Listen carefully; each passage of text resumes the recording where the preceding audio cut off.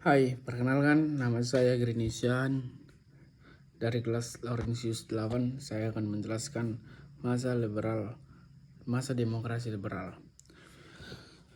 Masa demokrasi liberal setelah pengakuan kedaulatan 1949, sistem ekonomi banyak juga dipengaruhi oleh kepentingan politik. Kabinet sering berganti sehingga kebijakan ekonomi yang kurang stabil. Contoh kebijakan ekonomi masa liberal.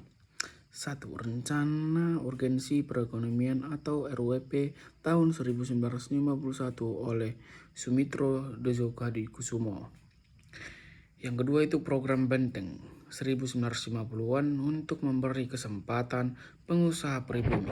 Yang ketiga ada Gunting Syafruddin tahun 1950 memotong nilai uang untuk menekan inflasi. Yang keempat ada rencana 5 tahun 1956 sampai 1960 mirip rencana pembangunan. Yang kelima ada Konferensi Ekonomi Nasional tahun 1951 yang mengatur arah pembangunan. Tujuan pelaksanaan itu ada 1. Mengurangi ketergantungan pada Belanda. Yang kedua, membina pengusaha pribumi agar bisa bersaing dengan yang asing.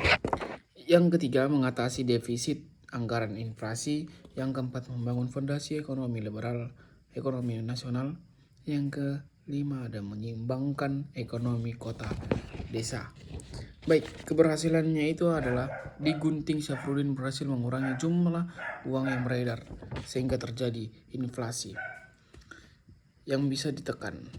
Yang kedua, ada perekonomian Indonesia mulai berdiri sendiri meski masih banyak tantangannya. Yang ketiga, ada munculnya pengusaha-pengusaha nasional dari program Benteng atau yang walaupun terbatas masanya.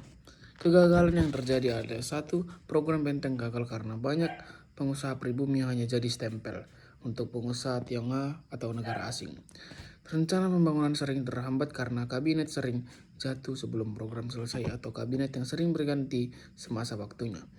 Masih tinggi ketergantungan pada modal asing.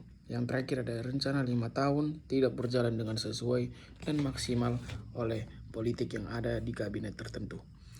Terima kasih, saya telah menjelaskan masa ekonomi liberal.